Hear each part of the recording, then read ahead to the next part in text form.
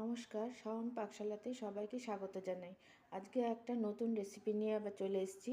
আজকে আমি বানাবো ব্রোকলি তন্দুরি। তার জন্য আমি প্রথমে ব্রোকলিগুলোকে কেটে নিয়ে গরম জলে একটুখানি ভাপ দিয়ে নিয়ে 2 মিনিটের মতো ভাপ দিয়ে নিয়ে ঠান্ডা আইস জলের মধ্যে ভিজিয়ে রেখেছিলাম। সেখান থেকে তুলে নিয়ে রেখেছি। নিয়েছি আদা রসুন বাটা, নিয়েছি সরষের তেল, নিয়েছি বেসন আর নিয়েছি টক দই। এখন আমি এগুলোকে একটা একটা করে ব্রোকলির মধ্যে দিয়ে দেব। প্রথমে দিচ্ছি দই, টক দই।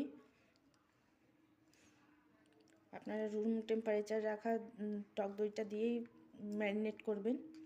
রসুন বাটা, সর্ষের তেল, দিচ্ছি বেসন, পরিমাণ মতো বেসন দেব, রেগুলার নুন স্বাদ মতো।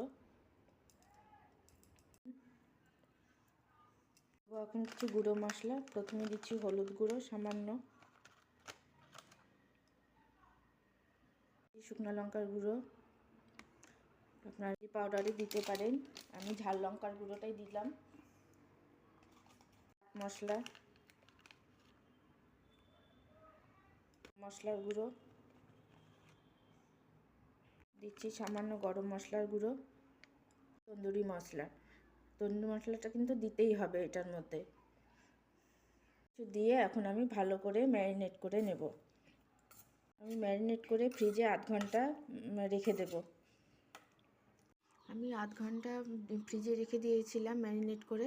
আধ ঘন্টা পরে ফিরে আসলাম। এসে আমি একটা বড় ছাঁকনি নিয়ে নিয়েছি, তার মধ্যে ব্রোকলিগুলোকে আমি নিয়ে নিয়েছি। এখন আমি তন্দুরি করব। আপনাদের যদি তন্দুরি স্টিক থাকে তাহলে তন্দুরি স্টিকের মধ্যে আপনারা ব্রোকলিগুলোকে গেঁথে নিয়ে গ্রিল করতে পারেন। আমার গ্রিল করা হয়ে গেছে। এটা খেতে খুবই সুস্বাদু হয়, খুব ভালো হয়। আপনারাও বাড়িতে করবেন, করে খেয়ে দেখবেন, খুব ভালো লাগে খেতে।